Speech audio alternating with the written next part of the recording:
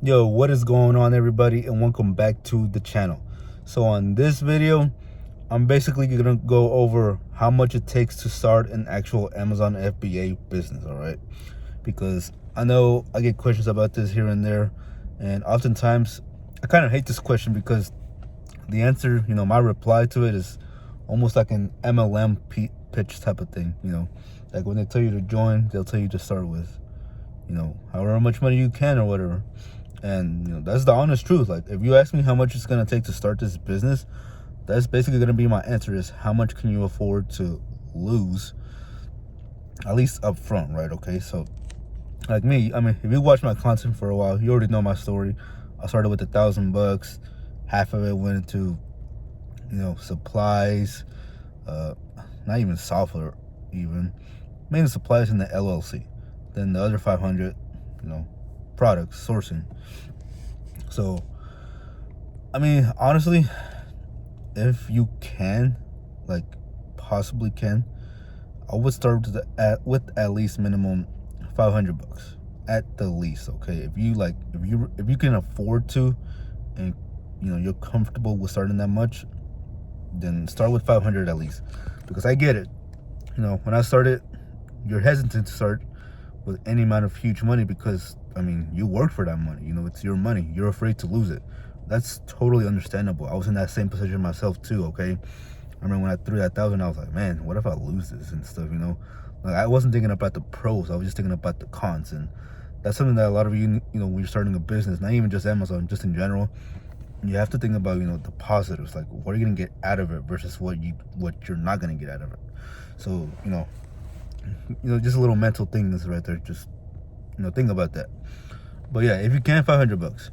And I say $500 because $500 will get you started on the right path as far as, subscribing to a certain software that you're gonna need in the beginning, a few supplies, and inventory, obviously.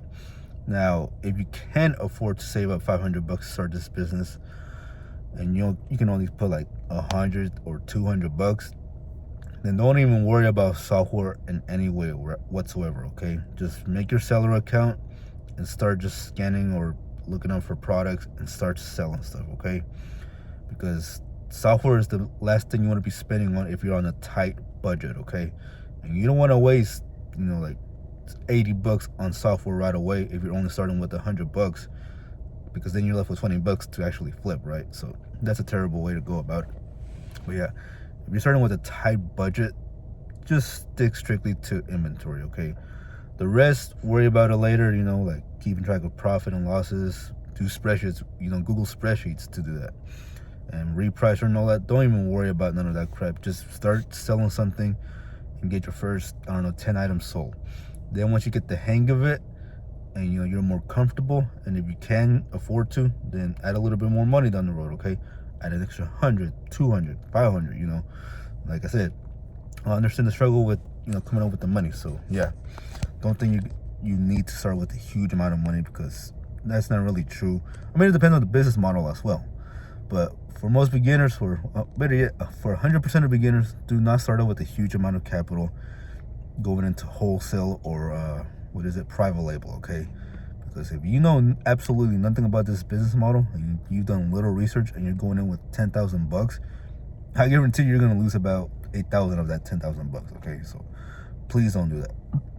Now listen, straight facts here. I'm gonna give you the ground rule. Like, be honest with you.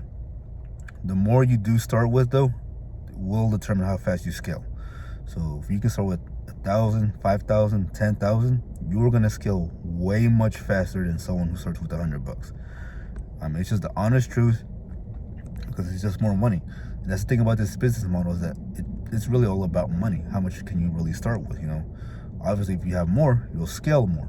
Okay, but again, like I've said before, do not start with a huge amount of money. Start with something small that you can afford to temporarily lose. Now, I say temporary because if you lose some of the money in the beginning, like let's say you buy a product that you thought was good, and then you send it in, and then once it becomes active and it tanks or something like that, well, I mean, you'll be able to sell it still and get some of your money back. So you technically won't lose all of it, but you'll just lose some of it. And honestly, that's the thing about starting an Amazon business, guys, is that in a way you're basically gonna lose money up front to learn all these lessons that it takes to scale your business, okay? So in a way you're paying to make mistakes, okay? Which is perfectly okay, because you need to make mistakes in your business. And honestly, take them up front as fast as you can, because the faster you make all these mistakes, going through IP claims, sitting in the wrong inventory, miscounting something, learning how to print the labels, learning how to print the FNSKU labels, bundling, like the faster you speed up that process and make those mistakes, the faster you'll learn and the more knowledgeable you'll become down the road, okay? And you want to make these mistakes up front with little money, because at least if you lose like $200, then it's whatever, versus someone who will start with 10,000 and they lose $8,000. Like, that's terrible, that's horrible. So start with something small, start with something that you can afford to be comfortable with losing. Like I said, you're not going to lose all of it, you're just going to lose to make mistakes, and you have to, okay? So, and that's any business model, not just Amazon. You're gonna make mistakes in any business venture you decide to go into, all right? So there's that. So yeah, but I mean, like, once you start getting knowledgeable and you get the hang of it and stuff, yeah, start adding more. Like me, I did start with 1,000, but then my next year, which was last year, basically I threw an extra 1,000 or 2,000, and I was more comfortable with it because I kind of knew a little bit more about what I was doing, right? So I did that, and with credit cards helping and stuff, that also helped boost my sales. So that's what I did basically to scale my business and stuff. So yeah, if you can, start with the minimum amount, don't start huge. And that's really the truth, guys, is just start with what you're comfortable losing with, okay? But make sure you, like I said, make sure that you're comfortable with losing it and that you don't need it, because you don't want to spend bill money or your rent money, right? Like mortgage money. Like, don't be investing that type of money into this business. Spend whatever extra little few bucks you can, and trust me, I've known people, you can afford it, all right? You can afford to not go to the bar, not go to the club, not buy that nice outfit at the mall. You can afford to not buy that and take that money into your business, okay? So don't give me crap that some of you don't have this money to start this business, because yeah. But I mean, I'm not gonna get too deep into that, but that's just my honest truth on this video, guys, is start with what you're comfortable with. Like I said, if you can, start with $500, okay? I think that's a perfect good amount, that comfortable spot where you will get a basic knowledge to the introduction of selling on Amazon. Because again, you'll have some software, you'll have a few supplies, and you'll have still some leftover money for inventory, okay?